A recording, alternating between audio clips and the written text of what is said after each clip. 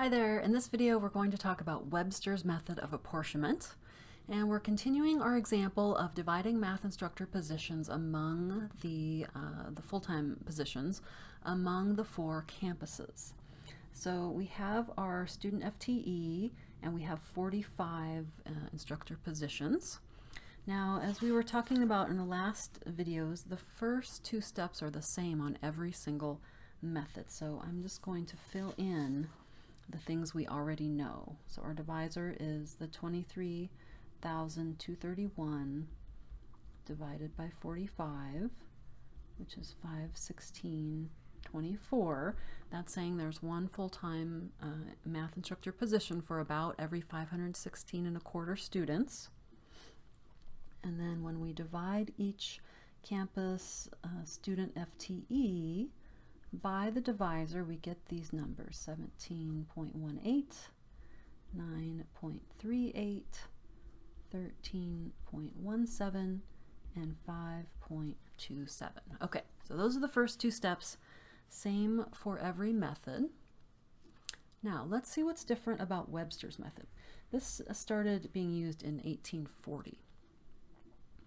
Okay, instead of cutting off the decimal, we round it to find the initial number. Then we raise or lower the divisor if needed, so there are no leftover seats.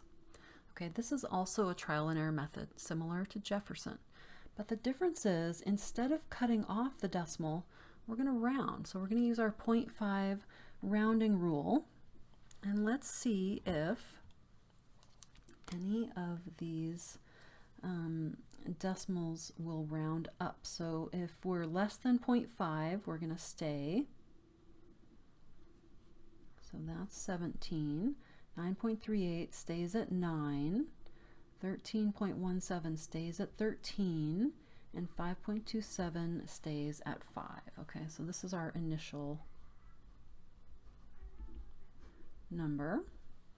Now, we know from our previous examples that this adds up to 44,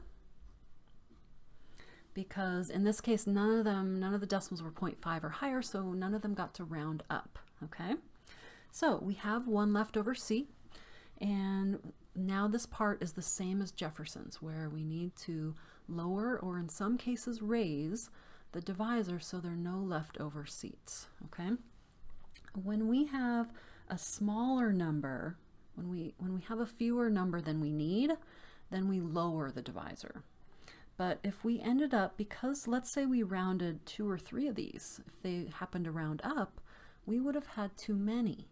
So if you have too many, then you need to lower it, okay? Or sorry, then you need to raise it. So let's write that down, because that can be confusing on which way to go. Okay, so if you have too few,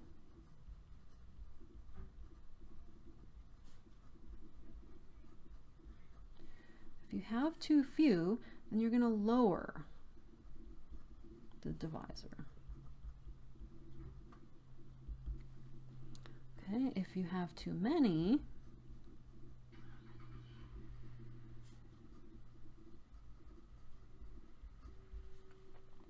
then you're going to raise the divisor.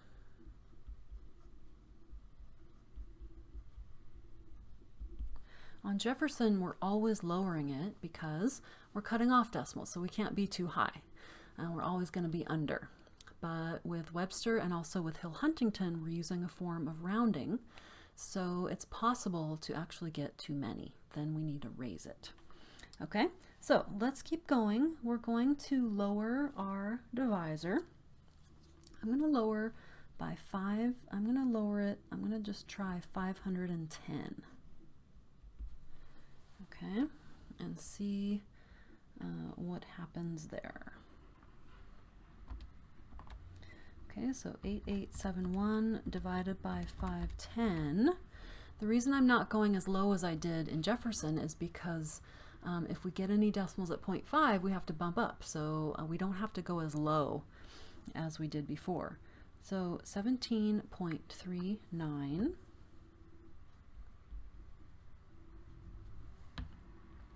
Okay, then we have 4841 divided by 510, which is 9.49. Oh wow, that's close. But it's still not 0.5. 6797 divided by 510 is 1333 rounded.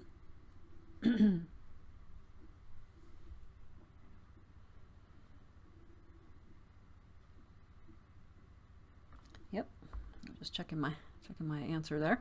And 2722 divided by 510 is 5.34 rounded. Okay, so now we see, can any of these be rounded up? And the answer is no. We're still under 0.5 on all of these, so we're still stuck at 44. Okay, so we're still too few, so we need to lower it a little bit more. So this one is really close, right? 9.49. That's why I'm only going to go down by 1, because we're very close. And if I go too far, then one of these other ones might bump up and we'll have too many. So we don't want that to happen. So this one, you kind of want to lower it even more slowly than with Jefferson's method. Okay, now I'm going to stick my calculator right in the middle here. So 8,871 divided by 509 is 17.43. 4841 divided by 509 is 9.51. Aha! Let's make sure none of the other ones round up. 6797 divided by 509 is 13.35. 2722 divided by 509 is 5.35. Okay, so look what happened. Now this one rounds up. So we still have 17, but now we have 10, 13, and 5. And since that went up by 1, we should have 45, but let's check it.